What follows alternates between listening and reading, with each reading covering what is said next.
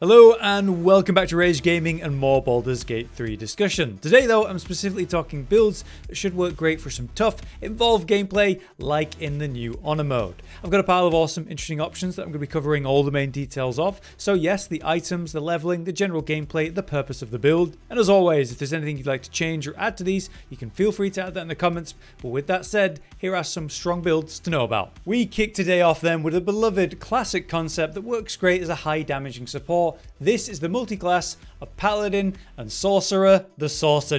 The simple mix of these two makes for great spell slots for very powerful smites, and that turns out likely better than say the lock-it-in option, because in Honor mode the whole deepen pack extra attack doesn't seem to stack anymore, which is a mistake I made in my recent multiclass video, so I'd like to apologize for that. But anyway, in this case of Paladin and Sorcerer, both are going to scale with charisma, which obviously makes a great party face, which is very important especially in Honor mode, but also obviously that both spells benefit from charisma, and so you're going to get the most out of the spells with this great synergy. With this concept, you basically become a melee support, providing nice burst, a hefty amount of protection for the team, lots of utility, extra heals when needed, something generally very impactful for an Honor mode party. Here's how I'll level this one. For starting stats, we have 16 strength, 10 dexterity, 14 on your constitution for a bit of tankiness. We're dumping intelligence, 10 on wisdom, and 16 on charisma. We're going to need strength for the melee fighting and charisma for the rest. In terms of the subclass, I'm going to be going for the Oath of Ancients. This leads to the all-important aura of warding. That means your paladin and nearby allies have resistance to spell damage, greatly reducing the threat of spellcasters for the playthrough. To start though, we have 2 levels into Paladin, which is going to bring your subclass and your smites online, as we now have our all-important Divine Smites. Since this is going to be using a one-hand weapon and a shield, I like the defense option for an extra AC. This can then be followed by 2 levels into Sorcerer. This will nicely bring in our meta magic and get that started. For subclass though, we're going to go Draconic Bloodline. This is great because it's going to give you extra hit points for each and every Sorcerer level that we have. A bunch of these options are going to be great, but I do like white. This leads to the Armor of Agatha's spell if you want to use that, which could provide you with a pile of temporary hit points and reflect cold damage. The Sorcerer will net you Shield, which is going to be absolutely incredible for surviving on reaction, and there's really useful cantrips like Blade Ward for even more tankiness, and the Friends cantrip for incredible advantage for your charisma checks. On that second level, you're going to have some sorcery points to work with, and your class passives, of course, being meta magic. Meta magic is huge. The ability to twin cast is absolutely busted. Twin casting haste is a very well known and very strong one to mention. Once we're 2 levels into Paladin and then Sorcerer, we're going to get Paladin all the way up to level 7. This will get you a feat, which I think there's going to be a lot of good choices here, but I do want to highlight the Savage Attacker, which is kind of busted for Paladin and pushing the burst damage hard. You get to roll twice on every melee weapon attack and just use the highest result, resulting in higher damage on average, leading to massive burst once you've got this. At level 6, you get your Aura of Protection to go. You and your nearby allies have that bonus of saving throws. And then at 7, which is why we're pushing for this, we get that all-important Aura of Warding. From here on, we can start power leveling the Sorcerer all the way to 5 and the total level of 12. And this is going to get us lots of sorcery points to work with and bigger spell slots to smite with. I strongly recommend you take the meta magic Quicken spell to cause spells to cost a bonus action instead, giving you some potential extra utility in a fight. For the second feat, I'd push the charisma up for your spells and remind you that you can respec if you ever get an item that's going to set your strength to certain numbers, such as the various elixirs you might be picking up. At that max level, you'll have the spell slot for a haste or potentially counter spell, depending on what you value more. Both are going to be very impactful, and if you're thinking about twin hasting, well, then you're going to need haste. Now, in terms of gear that you're going to be using while playing this is the set that I'm wearing right now in the kind of endgame version. We have the Helm of Baldur on to prevent crits and even get heals at the beginning of every turn. It gives us stun immunity, bonus to our AC and saving throws. It's absolutely an incredible helm that kind of does so much in one slot. On the cloak, we just have the classic Cloak of Protection again to get some more AC and saving throw. The very well known and respected Armor of Persistence, one of the best armor pieces in the entire game. This actually reduces all incoming damage by 2, which is just busted, and then you get the resistance and the Blade Ward effect, which is just very nice as a consistent bonus. On the gloves, we have Legacy of the Masters, a +2 bonus to attack and damage rolls with your weapon, very nice for our burst, and then boots can be pretty much whatever works for you. Anything that provides suitable mobility is going to work well. Ideally, you're going to want the Spell Crux Amulet so that you've got another spell slot of the highest level to work with, and the killer sweetheart ring, allowing you to basically once a day guarantee that your next attack roll is going to be a critical hit after you've killed a creature. You can set this up for some unbelievable burst against, enemies that you're planning on dealing with soon. And then second to that, we have the Ring of Mental Inhibition. Basically, when a target fails that saving throw against one of our spells or actions,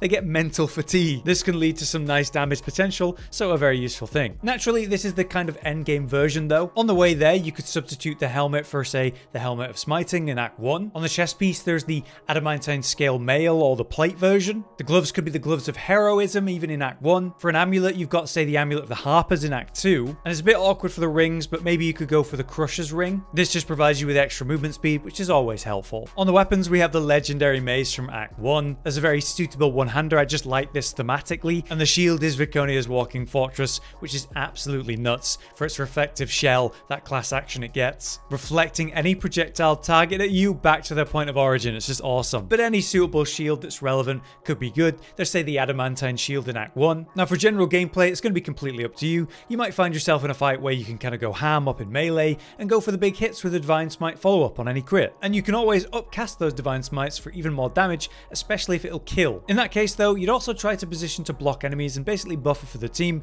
be that really helpful support. Maybe you'll twin cast a spell, maybe maintaining a haste on 2 targets, maybe you'll play it mid-range for a full turn, or support through heals and buffs using those channeled oaths. This is a defensive support style sorcered in, so there's lots of options depending on the situation. Moving forward then, how about a less versatile, but not that much less versatile, but more explosive focus build? Let's do away with multiclassing and go full Sorcerer. This is strong as hell and it can completely carry fights as one of the best pure level classes, but it does have a squishier start, initially starting slow but useful, then converting to that ultimate classic Storm Sorcerer that most people should know about by now. Starting out then, it's going to be 16 Charisma, 16 Constitution as your main stats to keep your concentration, your health, and of course your damage, 14 Dex for Initiative, Dump, Strength and Intelligence, with a bit left over for Wisdom. For the subclass, it will begin as the Draconic Bloodline, but convert to Storm Sorcery later on. Again, this will give us more health as we get more levels. And for Ancestry, we're going Black, aka Acid, giving you nice big resistance to acid damage type, but also deal a bit more with your acid spells. But we're going to swap to Storm Sorcerer anyway. There's going to be a load of good spells to consider that you'll have to pick and choose between, but I will, as always, recommend the Friends cantrip. This gives you advantage in your Charisma checks, which is going to be major in your non-combat situations. Both Ray of Frost and Shocking Grasp can also be very good for slowing down enemies and controlling the situation, and especially when dealing with enemies in metal armor, which happens often enough thanks to Shocking Grasp. It should be a given that you want to take Shield and Mage armor to begin with, giving you a little bit of extra protection while you're squishy and weak, and Shield is just going to be clutch for the whole game. For meta magic, you're definitely going to want Twinned and Distant as well, so you can play from longer ranges, and then later we'll get Heightened and Quickened in the order that you can take them. Twin casting your Haste and your Chain Lightning, that can be very potent. I recommend early picking up Whole Person to give you a way to hard CC people out of fights, especially early. And when we hit level 4, we can of course pick up Warcaster, which should be the clear winner. We're going to have advantage on saving throws to maintain our concentration spells, which we'll be doing a lot of, especially Haste. Before too long, we'll be able to pick up Haste and then follow that with the all-important counterspell to control the situations. And I'd like to highlight Fear and also Confusion as great control options for alternative concentration uses when you need to. For future feats though, once we hit level 8 and 12, you're just going to take ability improvement and push your charisma up by 2, eventually pushing this to 20. However, as we hit level 8, this is when it's going to be a good idea to respec the build. This is so you can swap to Storm Sorcery where things get silly. By leveling your Storm Sorcerer at this point, you will just be given the Create Water spell and also Call Lightning. These are just going to be added to your kit. As we hit level 9, you're going to want to make sure that you're picking up Cone of Cold, and also make sure you swap out a spell to pick up Lightning Bolt, which against wet targets is going to be absolutely devastating. On the way to 12 then, I would recommend you pick up Telekinesis and the better Hold Monster option for some extra control. And as we hit level 11, we're going to get Storm's Fury, which means when we hit by a melee attack, we're going to deal lightning damage to the attacker, which might be even more damage than 11 there if they're wet, and even potentially knock them away. This also finally gets us our 6th level spell slot, which you definitely could consider Disintegrate or Globe of Invulnerability with a lot of the potential that this spell has. In terms of gear then, this is the kind of final set that you're going to be aiming for. For the helm, we've got the Hood of the Weave, a +2 bonus to your spell save DC and your spell attack rolls, which is absolutely incredible. The classic Cloak of Protection for extra AC and saving throws. As many casters end up doing, the Helldusk armor is incredible protection. Despite being sort of a heavy armor, anyone can wear it, and when you succeed a saving throw, you just sort of burn burn the enemy for 3 targets, while also having resistance to fire damage and cannot be burned ourselves. And then the reduction to all damage sources, it's just a very good armor piece, especially for a squishier type who can equip it. For the gloves, we have the Helldust gloves. This is specifically for the +1 bonus to spell attack rolls and spell save DC. I've got the boots of Stormy Clamor. This causes reverberation for 2 turns when dealing a condition to enemies, causing repeative thunder damage, which is pretty cool. We of course have the legendary staff. It has the arcane battery so that we can get an extra spell slot for free, and again a +1 bonus to spell save DC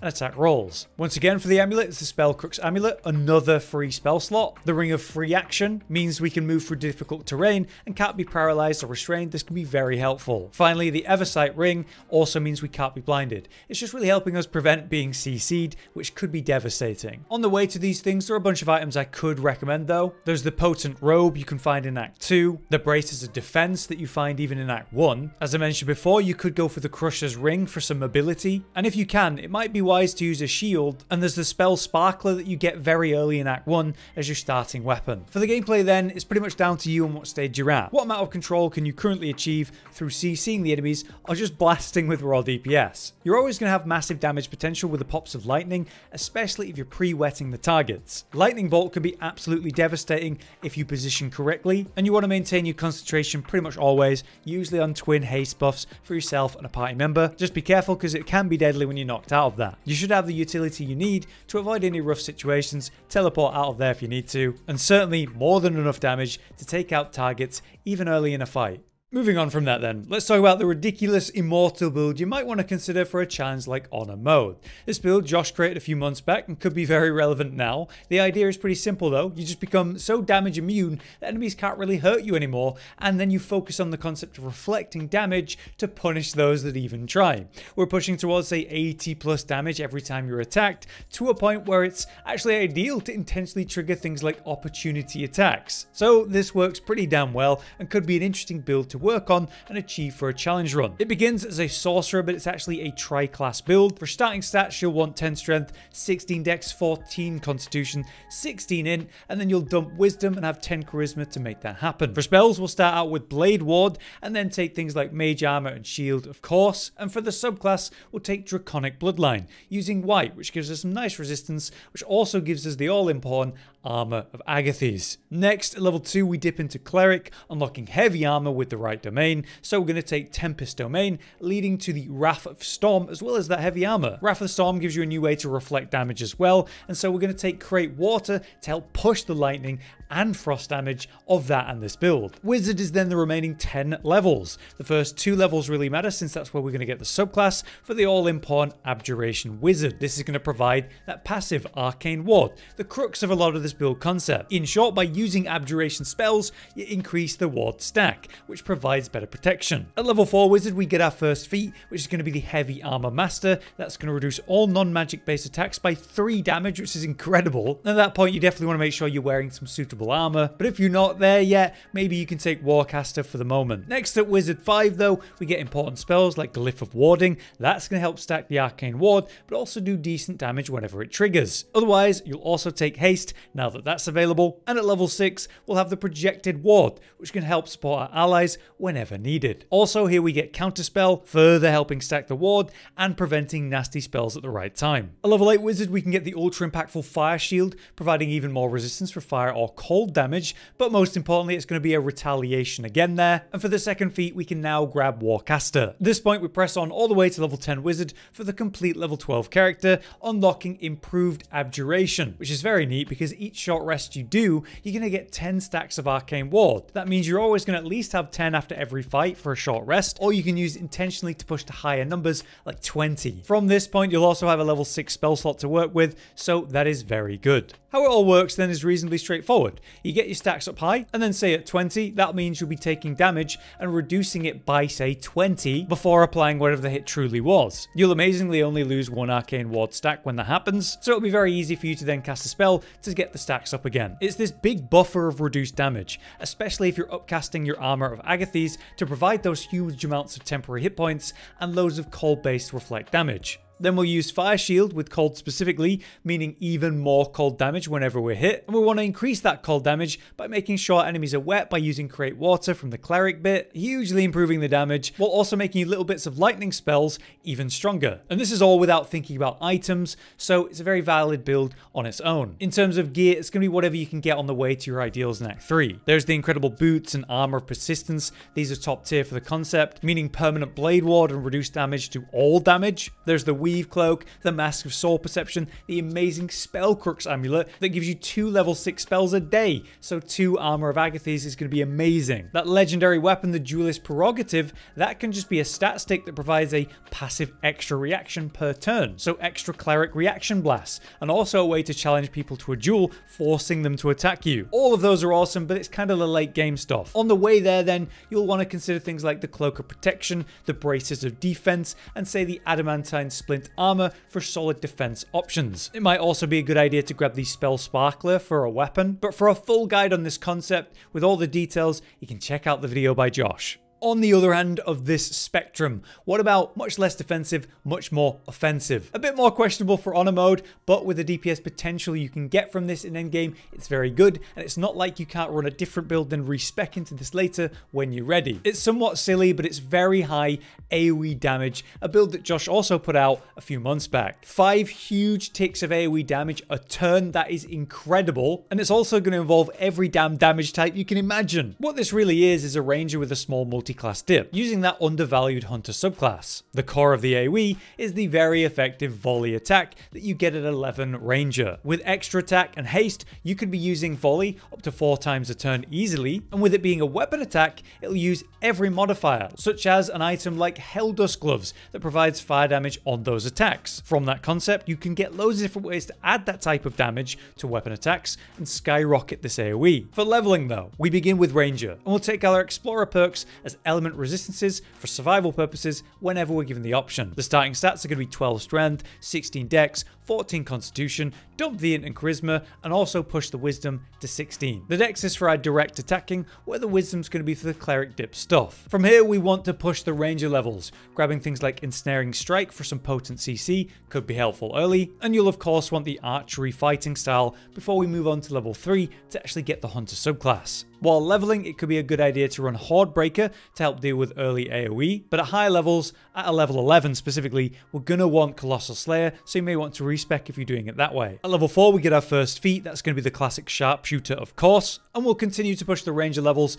getting whatever's suitable and grabbing the Escape the Horde perk at level 7 for a little bit of extra help when moving away from enemies. At level 8 we get that next feat, so it'll be 2 more dex to increase our damage even more, and at level 9 we'll certainly want to pick up Lightning Arrow as a very nice nuke to have whenever relevant. Finally though, we push on to level 11 where the build concept really comes together, and like I said, you could respec at this point once you're level 11 to really do this, because this is when we get volley, where we'd also really want to have the Colossal Slayer passive, so don't forget that. For the final level we actually get that last dip into Cleric, picking up Guidance since that's going to be great, but more importantly we want the War Domain subclass that unlocks War Priest, giving us an extra attack as a bonus action, meaning an extra attack per turn will certainly be an extra volley. From the Cleric, we can also get things like Bless, which is a great way to increase our damage, and Create Water to boost the lightning damage of things like Lightning Arrow. Also, Sanctuary is going to be an ultimate failsafe to protect yourself or maybe an ally, and Healing Word can be a great way to improve your survival and gives yourself a way to do a heal, which will be relevant to a certain gear piece. Speaking of gear though, this is what we're going to be doing. The best stuff, as usual, is found in Act 3. Items like the Mask of Soul Perception, the Helldust Boots, and Armor of Agility, those are going to be really good in Act 3. But the key item for the build is, of course, gone to male, the main bow. This provides that self-haste for 5 turns, which is crazy, but more importantly, the unique attack, Bolt of Celestial Light. It's just this big nuke attack, but following attacks will deal an extra 1d4 of radiant damage, and that works on volley as another way to enhance its damage. This means you'll always open fights with that bolt every time to get that effect going. But what are you going to be picking up and using on the way to these things? Well, in the early game, you can consider the Titan String Bow or maybe the Jolt Shooter. These could be great bow options. For your melee weapon, you're definitely going to want the Knife of the Undermountain King. That's going to make crits more likely. That's going to be very helpful. While you might also consider having a shield in the offhand just for some extra AC if that's possible. The gloves are going to be an important slot. Endgame, you definitely want the Hell Dust gloves. That's going to be an extra 1d6 of fire damage on all your volleys, but there's the flawed version in Act 2 to consider, which is a bit weaker, or the Gloves of Dexterity even sooner as a way to dump dex stats for a little while. In Act 1, we could get great jewelry like the Broodmother's Revenge Amulet, meaning if the wearer is healed, like that heal we can do to ourselves when level 12, the weapon becomes coated for a 1d6 of poison damage. Outside of that, I guess you could just use your normal coatings. For the rings, there's the Caustic Band, which causes weapon attacks to deal 2 acid damage, and there's the Strange Conduit Ring. That means during concentration, weapon attacks get a 1d4 of psychic damage. Both of those are huge. There's a few different ways you could use concentration spells on the way to endgame, but you might want to use this on Bless or the Self-Haste for Gonter Mail when you have those. So yeah, all of that makes for a very potent, ranged playstyle with ultra impactful AoE once you're at level 11 and really get the volley spam going. But making this work on the way to level 11 is a different story. So it could be something as simple as running the very popular and well-known Gloomstalker Assassin build and then convert to this for ultra high AoE DPS for your setup later on. For our 5th build to consider, how about another true single class build? The max healing support that is a life cleric. Helpfully simple, you just pick a cleric and we go for the life domain, the starting one, which comes with cure wounds and blessed by default, and disciple of life, empowering your healing spells specifically. When casting a healing spell, the target's going to regain additional hit points equal to 2 plus the spell's level, so just potent healing. We'll take this cleric all the way to 12, and this concept will allow for an array of supported buffs and healing, lots of control, a reliable way to prevent death for a specific party member, or just the whole squad in AoE. So let's just get into the details of leveling. To start with, we want high constitution and wisdom. In this case, we'll start with 17 constitution and 16 wisdom. Then we just spread the rest of the stats how you want. I pushed the dexterity a little bit higher than the others since that helps with initiative. For your starting cantrips, the classic resistance, guidance, and thaumaturgy triple, this is just an incredible selection of cantrips that are going to help you for the entire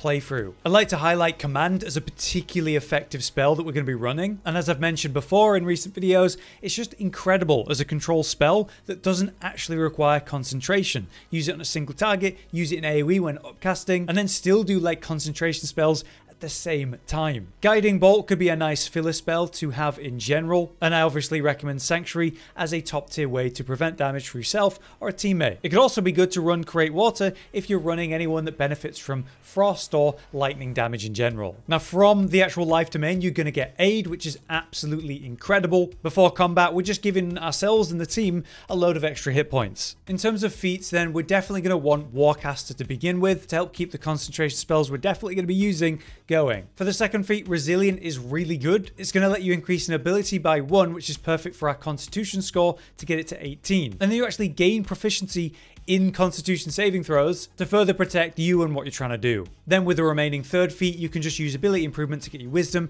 nicely to 18. When we hit level 5, we're going to get access to Beacon of Hope. Your allies will regain the maximum hit points possible when healed, which is absolutely awesome, but also it gives them advantage on wisdom saving throws and death saving throws, so one of the most important things to prevent death in a Honor playthrough. You can also get a lot of help with the Spirit Guardians, especially in Act 2, and we'll get some big AoE healing with Mass Healing Word at this point. At level 6, we get Blessed Healer, which is awesome. When we're casting healing spells on another creature, we actually regain hit points ourselves based on the spell's level. At level 10, we get the Divine Intervention, which could be absolutely clutch in a scenario where someone's about to die, but you'll only be able to use that once a playthrough, so keep that in mind. One of my favorite endgame spells that we can get is Hero's Feast. It completely prevents poison and disease and even frightening, but it gives us extra health and wisdom saving throws with advantage. Also, it just provides lots of food, which is really nice for a playthrough. One of the most important spells that you're going to be using for healing though is actually going to be Preserve Life that comes from the domain itself. It requires a channel divinity. You evoke a healing energy that restores your allies for that. 36 healing here, but there's going to be a lot of passive extra healing and effects to ourselves and others when we do stuff like this, the one you may use the most. On the gear topic, there's going to be a few items that are going to be pretty key. The obvious pick here is the weapon Falar. This longsword provides the unique actions of Sing and Shriek, and you can do one of these per short rest. Sing rolls out this effect to you and your allies within 6 meters. There's a 1d6 bonus to attack rolls and charisma, wisdom, and intelligence saving throws, which is pretty incredible for 5 turns. Alternatively, you can shriek, so enemies within 6 meter have this 1d4 penalty to charisma, wisdom, and intelligence saving throws, but also they get that thunder damage, and that again happens for 5 turns. Since it's kind of a continual AoE, this can be very potent. And the weapon's found pretty early in the Underdark as well. One of the other very important items is going to be the Whispering Promise. This means when you heal a creature, it gains a 1d4 bonus to its attack rolls and saving throws for 2 turns. So by healing someone, you actually buff them with an attack roll benefit, which is incredible. And this theme follows with the gloves, Hell Rider's Pride. When you heal another creature, it gains resistance against bludgeoning, piercing, and slashing damage dealt by weapon attacks, massively reducing the damage that they're taking. That's honestly so potent in one like random green item. We could also pair this with the Boots of Aid and Comfort, another early game item. When the wearer heals a target, it gains an additional 3 temporary hit points, so just by healing someone else, we get some health ourselves. Now long term, you definitely want to aim for the Amulet of the Devout. It's the +2 bonus to spell save DC, and an extra channel divinity, which is how we've got the 3. Since that's a late game option, I would recommend the Amulet of Restoration for some extra healing options earlier than that. For the armor, I think there's a lot of good choices, but I just really like the Grimskull Helm. It can give you a way to avoid critical hits while wearing it. And there's also the Adamant Splint armor, which does the same thing, so you know, you run one or the other. But it also reduces all incoming damage by 2, which is major, and you can send melee attackers reeling. You'd probably replace this with the Armor of Persistence in the true endgame though, since that's just so good. All of this leads to a pretty damn survivable support that provides tons of healing to others and themselves at the same time. And there's loads of different buffs you're generating through that, whether it's damage buffs, saving throws, temporary health, and you've got lots of extra control yourself. I think this should be a good build for honor mode in general, pretty straightforward and simple to understand, but so impactful at preventing deaths and making allies stronger at the same time. But there you have it. There's 5 very different builds with different focuses to consider for your own honor mode experiences. I hope I've gone into as much detail as you needed, or at least given you some good suggestions to think about. And as always, again, if you guys have any more additions or ideas, you could leave those in the comments. You might help someone. But for now, I've been Hollow, you've been you. Thanks for watching. I'll see you next time. Josh, Cotton, and Hollow with the videos, dropping the humor like a hammer on your tippy toes, bringing entertainment on a daily arrangement to take our insanity and turn it into entertainment. Yes, I said entertainment twice, to reiterate that it is nice to look into your faces on a mostly daily basis when you let us in your homes to make the whole world a stage. Goodbye.